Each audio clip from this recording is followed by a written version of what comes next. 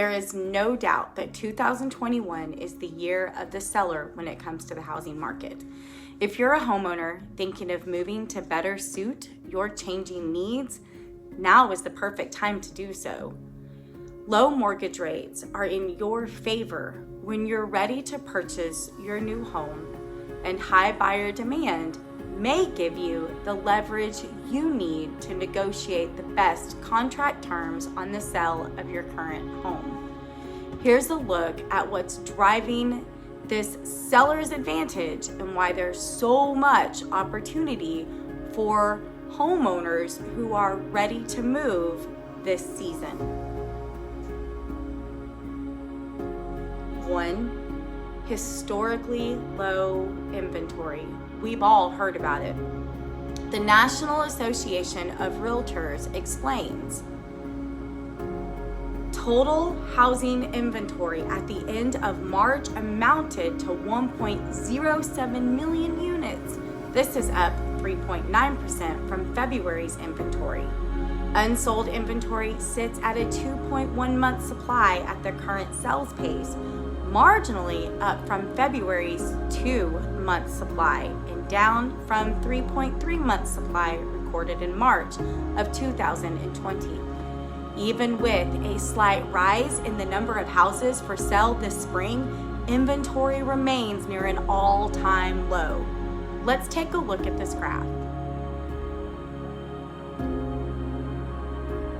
This graph represents the months of inventory homes for sale between 2011 and current. Notice that over the years, the inventory has been going down, and although there appears to be a slight increase in January of this year, it is still a historic low.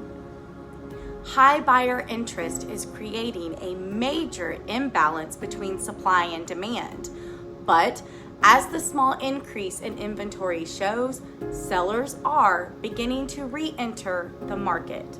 Selling your house now enables you to take advantage of buyer demand and get the most attention for your house before more listings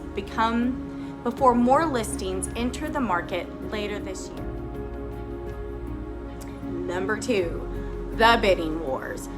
As a result of the supply and demand imbalance, homeowners are entering bidding wars at an accelerating rate. The NAR reports the average number of bids received on the most recently closed sales is 4.8 offers. This number has doubled since the first quarter of 2020. This graph shows the average number of offers received on the most recent closed sales.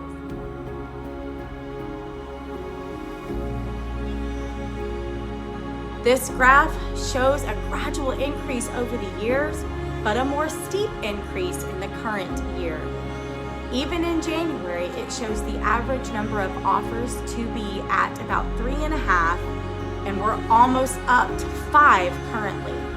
And I have heard stories of more than 10 offers on a home. As buyers face increasingly tough competition while searching for homes to purchase, they are more likely to be flexible and generous in their negotiations. This gives you as the seller the opportunity to choose the best buyer for your needs and be selective about things like time to close, contingencies, renovations, and more. Working with a trusted agent is the best way to determine how to navigate and negotiate the process when you're selling your home. Number 3, days on market. It's fast. In today's market, sellers aren't waiting very long to find a buyer for their house either. The NAR reports properties typically remained on the market for 18 days in March, down from 20 days in February.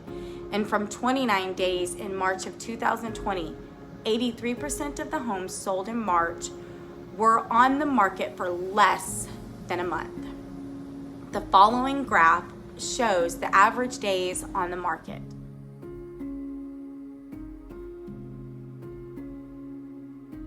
We are still down to less than a month for the number of days a house is on the market nationwide.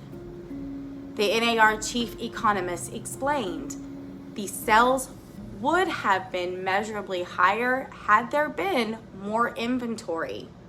The days on market are swift, multiple offers are prevalent, and buyer confidence is rising. Here's the bottom line for you. If you're thinking about moving, these 3 graphs clearly show that it is a great time to sell your house. Connect with me today so that we can discuss your curiosities and learn more about the opportunities in our area.